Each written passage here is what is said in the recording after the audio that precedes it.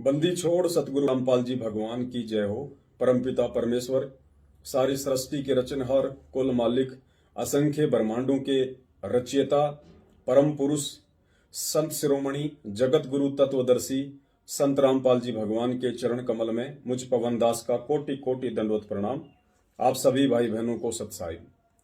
भाई और बहनों, दास के पास में जितने भी फोन कॉल्स आते हैं या शंका समाधान के लिए जो फोन आते हैं, उनमें से ज्यादातर भगत भाई बहनों की एक ही शंका रहती है कि भगत जी मेरा नाम खंड हो गया, मेरा नाम खंड हो गया, नाम शुद्ध कहाँ करवाएं, नाम शुद्ध कैसे करवाएं। और दूसरा, सतलोक आश्रम मैनेजमेंट हरियाणा वालों के जाल से जो आत्माएं बाहर निकलकर साध संगति से जुड़ रही हैं, सत्सेवक बन रहे हैं, उनमें से भी कुछ आत्माओं को कहीं ना कहीं एक चिंता सताई जा रही है कि भगत जी यदि कल को हमारा नाम खंड हो गया तो हम शुद्ध कैसे करवाएंगे, शुद्ध कहां करवाएंगे। तो उन तमाम भगत भाई बहनों के लिए ये छोटा सा वीडियो है। उम्मीद करूंगा आप जी इसको ध्यान से सुनिए और परमपिता परमेश्वर सतगुरु रामपाल जी भगवान का जो सत्संग आपको नाम खंड के विषय में अभी दिखाया जाएगा, सुनाया जाएगा, आप उस पर गहनता से विचार करें और पुण्यात्माओं, सतलोक प्राप्ति की इस भक्ति में ज्ञान को आधार बना के आप जी भक्ति मार्ग पर चलना शुरू कीजिए ताकि हमारे परमपिता परमेश्वर हमसे प्रसन्न हो सकें। पुण्यात्माओं, जब हमें पूज्य गुरुदेव जी प्रथम बार नाम दीक्षा देते हैं तो नाम दीक्षा के साथ में कुछ मर्यादाएं देते हैं, कुछ नियम देते हैं। उन नियमों को यदि हम खंडित कर देते हैं, हम उनको अपनी नालायकी से या नासमझी के चलते तोड़ देते हैं, तो जो नाम हमें परमपिता परमेश्वर जी ने दिया होता है वो नाम अपना काम करना बंद कर देता है। उस नाम से हमें जो सुख और जो लाभ मिलते हैं वो ऑटोमेटिक मिलना बंद हो जाते हैं। ये सतगुरुदेव जी ने इस भक्ति का एक रूल बताया, एक विधान बताया। रही बात नाम खंड को लेके, तो पुण्यात्माओं, हम सारी सृष्टि के रचनहार कुल मालिक सतगुरु रामपाल जी भगवान के बच्चे हैं। हम किसी छोटे मोटे संत महंत के शिष्य नहीं है। हमें परमेश्वर ने वो अनमोल तत्व ज्ञान दे दिया है। उसके बाद हम आत्माओं को निर्भय हो जाना चाहिए, निडर हो जाना चाहिए, विशेषकर भक्ति मार्ग पे आने वाली समस्याओं और बाधाओं को लेके। तो पुण्यात्माओं, गुरुदेव ने बताया कि नाम खंड कब होता है। आज आपको पूज्य गुरुदेव जी के सत्संग से नाम खंड की पहली पहचान बताई जाएगी कि नाम खंड कब होता है। अगर आपके अंदर वो लक्षण हैं, अगर वो दोष आपके अंदर उत्पन्न हो चुका है पूज्य गुरुदेव जी को लेके या उनके सत्संगों को लेके, तो ये सत्क्रम मान लेना कि आप जी का नाम खंड है। नाम खंड होने का मतलब होता है कि परमात्मा जो आपके हृदय में समाये रहते हैं, नाम दीक्षा लेने के बाद में परमपिता परमेश्वर हमारे पूज्य गुरुदेव जी शब्द रूप में हमारे हृदय में बैठ जाते हैं। यदि आपका नाम खंड हो जाता है तो उस समय वो परमात्मा आपके हृदय से बाहर निकल जाते हैं। तो नाम खंड की जो सबसे पहली पहचान पूज्य गुरुदेव जी ने बताई है वो आप पूज्य गुरुदेव जी के ही सत्संग से सुन लीजिए और उसके बाद आपको ये दृढ़ विश्वास हो जाना चाहिए कि छोटी छोटी बातों पे कभी भी नाम खंड नहीं होता है। छोटी छोटी बातें या जो नियम हमें पूज्य गुरुदेव जी ने बताए हैं उनके टूट जाने से केवल मर्यादा खंडित होती है। नाम इस परमात्मा का खंड नहीं होता है, क्योंकि खुद परमात्मा कहते हैं कि साहिब का नाम अखंड है और सकल सब खंड। परमपिता परमेश्वर सतगुरु रामपाल जी भगवान ने अपने उसी नाम से, अपने उसी शब्द से पूरी सृष्टि की रचना की है। शब्द कभी भी किसी भी देश काल और परिस्थिति में खंड नहीं होता है। तो नाम खंड के भय से आप लोगों को भयभीत नहीं होना चाहिए। मन में ये छोटी छोटी जो शंकाएं हैं, जो खरपतवार हैं, ये आपके अंदर पैदा नहीं होनी चाहिए। हमेशा मर्यादा खंडित होती है। जो नियम हमें गुरुदेव देते हैं उन नियमों के टूट जाने से हमारी मर्यादा खंडित होती है, नाम खंड नहीं होता है। लेकिन उसके बावजूद भी परमात्मा ने नाम खंड की जो सबसे बड़ी और सबसे पहली जो पहचान आप और हमें अपने सत्संगों के माध्यम से बताई है, वो दास आपको पूज्य गुरुदेव जी का सत्संग दिखा के याद दिलाना चाहता है कि नाम खंड की पहली पहचान क्या है। और जो पहली पहचान अब आपको पूज्य गुरुदेव जी बताने जा रहे हैं, यदि आपके अंदर वो दोष पैदा हो चुका है तो आपका नाम खंड है, यानी गुरुदेव आपके हृदय से निकल चुके हैं। तो सबसे पहले नाम खंड की पहली पहचान आप सुन लीजिए और उसके बाद में छोटी छोटी बातों को लेके अपने मन में शंका पैदा ना करें कि मेरा नाम खंड हो गया, मैं तारीख पे नहीं जा गया तो मेरा नाम खंड हो गया, मैं नामदान केंद्र पे नहीं जा पाया तो मेरा नाम खंड हो गया, मैंने मेरे कोऑर्डिनेटर की बात नहीं मानी तो मेरा नाम खंड हो गया, मैंने रक्तदान और देहदान नहीं किया तो मेरा नाम खंड हो गया। पुण्यात्माओं, अंततः आपको यदि सतलोक की प्राप्ति करनी है तो ज्ञान को आधार बनाना ही पड़ेगा। तो सुनिए पूज्य गुरुदेव जी के मुख कमल से कि नाम खंड कब होता है और नाम खंड की सबसे पहली पहचान क्या है। वरबली दास आपको बता देता है। एक बार परमपिता परमेश्वर ने अपने इस सत्संग में बताया कि जब आपको मुझ रामपाल दास की शकल और मुझ रामपाल दास के सत्संग जहर नजर आने लगे, अर्थात गुरुदेव कह रहे हैं कि जब आपको मेरी शकल यानी अपने गुरुदेव की शकल जब आपको दुश्मन जैसी नजर आने लगे और उनके सत्संग सुनने में आपकी बिल्कुल भी रुचि ना हो, तो समझ लेना आपका नाम खंड है, परमात्मा आपसे कोसों दूर हो चुका है। सबसे पहले सुनिए नाम खंड की ये पहली पहचान। गुरु भक्ता मम आत्म सोई, वाके हृदय रहूं समोई। मैं उसके हृदय में समाया रहूंगा। जब तक आपके हृदय में प्रभु समाये रहेंगे तो आपकी श्रद्धा भगवान में बड़ी ही रहेगी। आपके मन में जरा सा भी मैल दास के प्रति आएगा किसी भी पॉइंट से, भगवान वहां से हट जाएगा। जब भगवान का पंजाब से हट गया तो आप नडी कुबद सोचोगे, सारी उल्टी भावना बन जाएगी। आज ये दास आपको अच्छा लगता है, फिर आपको दुश्मन दिखाई देगा, क्योंकि काल प्रवेश कर जाएगा। जब आपका नाम खंड हो जाएगा, ये पहली पहचान होगी, आपकी रुचि नहीं बनेगी इस दास में। उसका तरीका यही है कि फिर आपको ज्ञान है भगवान का, तो फिर सच्चाई पुण्यात्माओं, उम्मीद करता हूं परमपिता परमेश्वर जी के मुख कमल से सुनने के बाद आज के बाद आप इन छोटी छोटी बातों को लेके नाम के ऊपर शंका नहीं करेंगे कि मेरा नाम खंड हो गया, मेरा नाम खंड हो गया, अब मैं क्या करूं, अब मैं कहां जाऊं। कहीं जाने की आवश्यकता नहीं है।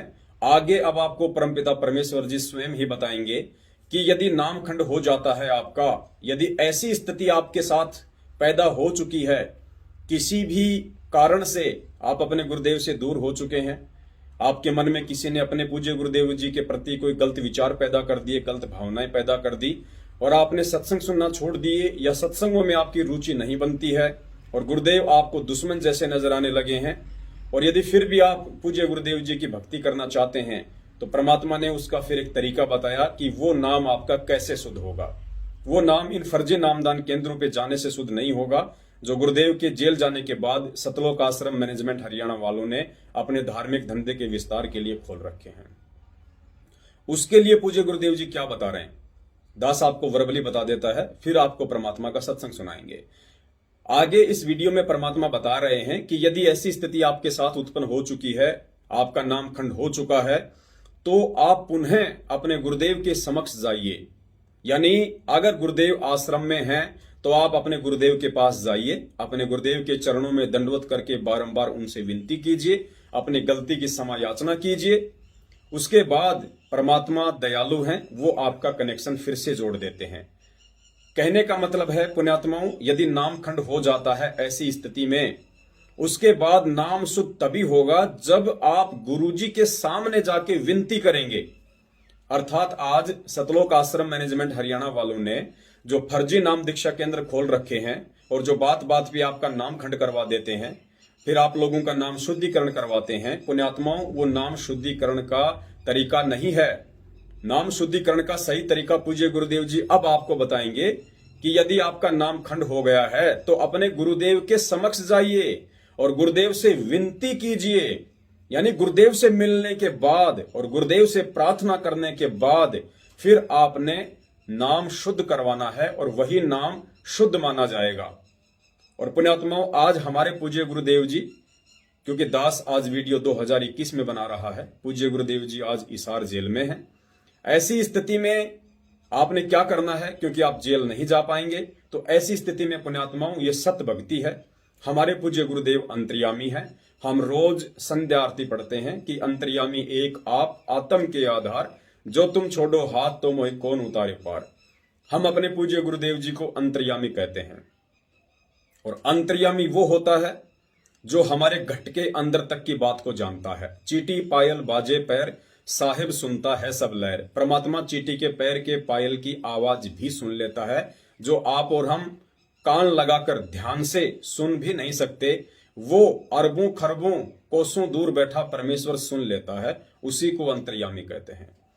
तो ऐसी स्थिति में आपके पास एक ही तरीका है नाम शुद्धिकरण का। आप अपने गुरुदेव पर विश्वास करें, अपने गुरुदेव को अंतर्यामी समझें, और जहां भी आपने अपने घर में गुरुदेव का दरबार लगा रखा है, अपनी अंतरात्मा से, अपने हृदय से यदि आपको उस गलती का पश्चाताप है, और यदि आप अपनी अंतरात्मा से गुरुदेव से क्षमा याचना करेंगे और आगे के लिए आप गुरुदेव से प्रतिज्ञा करेंगे, पूज्य गुरुदेव को आप विश्वास दिलाएंगे कि हे परमेश्वर, आज के बाद आपका दास या आपकी दासी परमात्मा भविष्य में कभी भी ऐसा कोई गलत कर्म नहीं करेगा जो कि आपकी मर्यादाओं के खिलाफ हो, जो आपके दिल को ठेस पहुंचाए। परमेश्वर, मुझ दास या दासी को आप जी क्षमा कीजिए। मैं आपसे कोटि कोटि दंडवत प्रार्थना करती हूं। पूज्य गुरुदेव, मुझ पे मेहर कीजिए। हे मालिक, आज के बाद इस किंकर से, इस नीच से ऐसा कोई भी भक्ति विरुद्ध कर्म नहीं होगा जो आपके दिल को ठेस पहुंचाए। पुण्यात्माओं, यही एकमात्र तरीका है वर्तमान समय में गुरुदेव की गैर हाजिरी में जो आप अपने नाम को शुद्ध कर सकते हैं। अन्यथा इसके अलावा आप चाहे कहीं भी चले जाइए, किसी भी फर्जी नामदान केंद्र पे चले जाइए, गुरुजी के किसी भी कलयुगी परिवार के सदस्य के पास चले जाइए, या सतलोक आश्रम मैनेजमेंट हरियाणा ने जगह जगह अपने धार्मिक धंधे के लिए जितने भी फर्जी आश्रम खोल रखे हैं, आप चाहे वहां चले जाइए, आपका नाम कभी भी शुद्ध नहीं होगा। नाम शुद्धिकरण का केवल यही एकमात्र तरीका है। पहले सुन लीजिए आगे कि गुरुदेव कह रहे हैं कि अपने गुरुदेव के पास जाइए और उनसे विनती कीजिए, और परमात्मा दयालु है, नाम शुद्ध कर देता है। आपकी रुचि नहीं बनेगी इस दास में। उसका तरीका यही है कि फिर आपको ज्ञान है भगवान का, तो फिर आइए, और किसी भी कारण से आपका नाम खंडित है, उपदेश दोबारा मालिक के चरणों में विनती कीजिए और उपदेश पर पुनर्प्राप्त कर लीजिए। फिर आपका फिर कनेक्शन जोड़ देगा। बहुत दयालु है प्रभु। सत्साई भाई बहनों, जो तरीका था परमपिता परमेश्वर जी के आशीर्वाद से, वो दास ने आपको गुरुदेव के ही आशीर्वाद से बता दिया है। और पुण्यात्माओं, इसमें विशेष तौर पर ध्यान रखने वाली जो बात है वो ये है कि यदि आपको अपनी गलती का एहसास है, और एहसास पुण्यात्माओं दिल से होना चाहिए, अंतरात्मा से होना चाहिए, आपको उसका पश्चाताप होना चाहिए। क्योंकि गुरुदेव के समक्ष जब आप जाएंगे या अपने घर से जब आप प्रार्थना करेंगे, तो ये मत भूल जाना कि परमात्मा अंतर्यामी नहीं है, परमेश्वर अंतर्यामी है। आप किस भाव से और कितने पश्चाताप से अपने गुरुदेव के समक्ष अपनी गलती का पश्चाताप कर रहे हैं, ये उनसे छुपा हुआ नहीं है। उसी आधार से परमात्मा नाम शुद्ध करता है। यदि आपके मन में कोई छल कपट है, यदि आप खाली एक फॉर्मेलिटी कर रहे हैं, आपके अंदर भक्ति करने की कोई जिज्ञासा नहीं है, और किसी के कहने से या दबाव में आके या वैसे ही आप सुनी सुनाई बातों के आधार से अपने घर से प्रार्थना कर रहे हैं, या आप गुरुदेव के समक्ष जाके प्रार्थना कर रहे हैं, और आपके हृदय में यदि वो कसक नहीं है, अपनी गलती का पश्चाताप नहीं है, तो अगला जो सत्संग आप सुनेंगे उसमें क्लियर हो जाएगा। यदि आपने छल बल से ऐसा किया, तो चाहे आप गुरुदेव के चरणों में जाके माफी मांग लीजिए साक्षात, और हो सकता है पूज्य गुरुदेव आपका नाम भी शुद्ध कर दें, आपको दोबारा से नाम भी दे दें। लेकिन गुरुदेव कह रहे हैं, यदि गुरु ने हृदय से नाम शुद्ध नहीं किया तो भी वो नाम शुद्धिकरण नहीं होगा। कितनी गहरी बात है पुण्यात्माओं। यानी आप अपनी गलती की क्षमा याचना यदि बिना किसी भाव के और बिना पश्चाताप के कर रहे हैं, तो गुरुदेव तो अंतर्यामी है, उनसे तो कुछ भी छुपा हुआ नहीं है। तो परमात्मा कह रहे हैं कि भले ही उस समय गुरुदेव आपका नाम भी शुद्ध कर देंगे, लेकिन वो शुद्ध किया हुआ नाम भी काम नहीं करेगा, क्योंकि आपका मन जो है वो मैला है। सुनिए परमपिता परमेश्वर जी के मुख कमल से। ऐसा दाव, ऐसा मौका, ऐसा चांस, मनुष्य शरीर और फिर ये तत्व ज्ञान, और अब भी तुम पीछे रहोगे। कहते फिर परमात्मा ना संभाले तुमने कई हजारों वर्षों तक, हजारों युगों तक नहीं संभालेगा, क्योंकि आप रिजेक्ट कर दिए जाओगे कि इतना कुछ होने के बावजूद भी, और फिर अपनी अज्ञानता और अपने ही ज्ञान के ऊपर आधारित होकर के अपने आप ही चले, संत की एक भी नहीं मानी। क्यों कुछ दिनों के बाद परमात्मा इतना सुख दे देता है, यूं सोचा बस मौज माजरी है और ऐसे ही होना था। नहीं, यही भूल समाप्त कर देना कि प्रभु के चरणों के आने के बाद जो आपने पुण्यदान किया है, ये हो सकता है आपका इस जीवन भी चल सके और एक दो जीवन और भी चल सकता है, इतना पुण्य हो जाता आपका। लेकिन जिस दिन से आप संत से विमुख हो जाते हैं, उसी दिन आपका फुल स्टॉप हो जाता है। आप जो परमात्मा की मर्यादा को भंग कर देते हो, अपने मनमुखी स्वरूप हो जाते हैं, उसी दिन से आपकी भक्ति पर फुल स्टॉप लग जाता है आगे की। जब तक आप पुनः उपदेश प्राप्त नहीं कर लेते, उपदेश प्राप्त कर लेने मात्र से भी नाम नहीं जुड़ जाता। परमात्मा कहते हैं, इन बातों क्या पाइए कर सतगुर नजर निहाल, राजी कर सतगुर रूठे नु।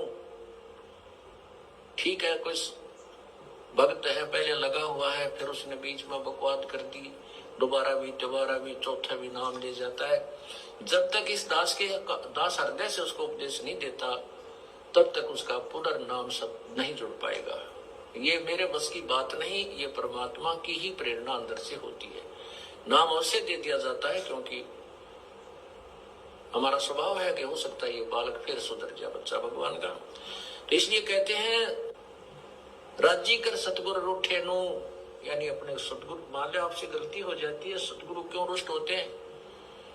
क्योंकि आप विद्यार्थी हो, विद्यार्थी से टीचर रुष्ट होता है जो कोई भी मर्यादा नहीं निभाता, बार बार समझाने के बाद भी शरारत करने से बाज नहीं आता, तो वो उससे रुष्ट होता है। ऐसे ही परमात्मा का मार्ग है, आप विद्यार्थी हैं, ये दास आध्यात्मिक टीचर है। आपके हित के लिए आपको समझाया बुझाया जाता है, गलती करते हो आपको धमकाया भी जाता है, आपके भविष्य को मध्य नजर रखते हुए। निदास का कोई लेन देन नहीं। सत्साई भाई और बहनों, उम्मीद करता हूं आज के बाद नाम खंड का जो भय आपके दिलो दिमाग में बैठा हुआ है, उसको आप निकाल फेंकेंगे। और गुरुदेव ने हमें जो मर्यादा बताई है, जो नियम बताए हैं, हम उनको खंडित ना करें, हम उनको ना तोड़ें, इसका हम विशेष ध्यान रखेंगे।